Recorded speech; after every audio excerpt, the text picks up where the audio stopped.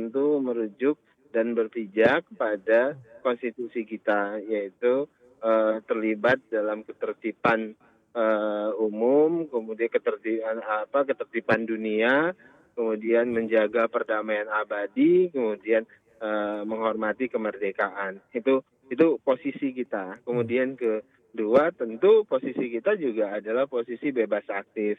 Mas, kita kan tidak terkait dengan fakta pertahanan manapun.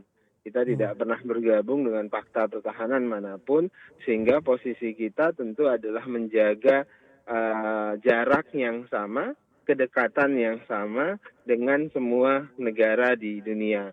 Terkait dengan misalnya makin panasnya Laut Cina Selatan, nah untuk menjaga secara teknis kedaulatan kita, tentu Angkatan Laut, Angkatan Udara sudah terus berjaga di Laut Natuna. Itu upaya berjaga-jaga. Tapi kemudian posisi kita tentu adalah posisi peacemaker.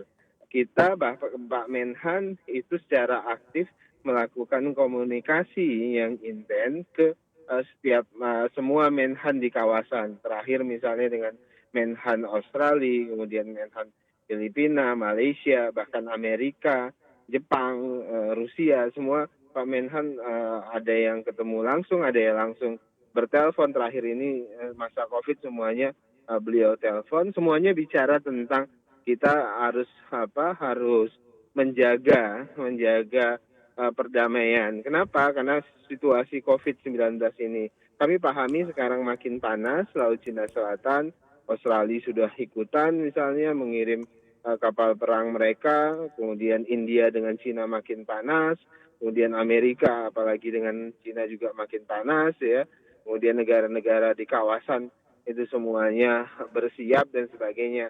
Nah, yang ingin disampaikan oleh Indonesia melalui Pak Menhan, semuanya harus menjaga diri, dan kita di kawasan, Pak Menhan selalu menyatakan jangan sampai kemudian kawasan kita di sekitar Laut Cina Selatan kemudian jadi battleground begitu, yang bertempur tidak di sekitar bukan negaranya, tidak di situ, tapi kemudian itu jadi battleground kita seperti di Timur Tengah dan sebagainya. Jadi posisi kita tentu adalah posisi peacemaker.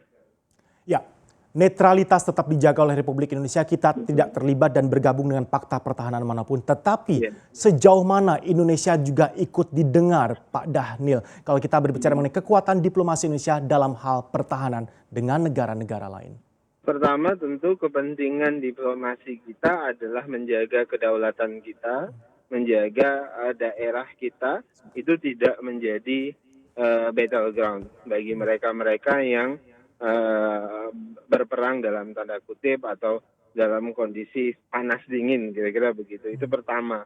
Kemudian kedua, kepentingan kita juga kalau pada level yang kedua ya menjaga kawasan agar kawasan tadi tidak menjadi arena konflik dan sebagainya.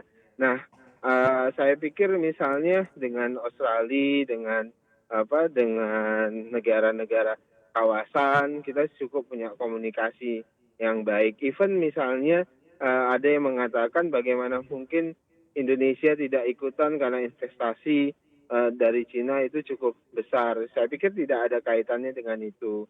Amerika juga adalah sahabat strategis kita juga.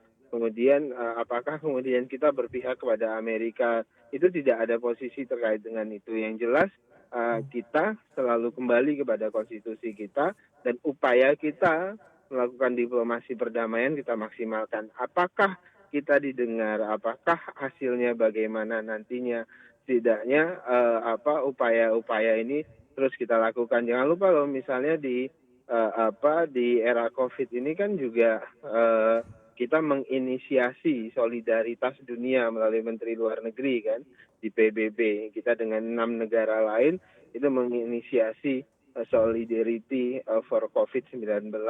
Nah, itu kita lakukan. Jadi inisiasi-inisiasi melalui badan dunia yang secara formal kita lakukan, komunikasi secara formal G2G antara Menhan dengan Menhan negara lain kita juga lakukan.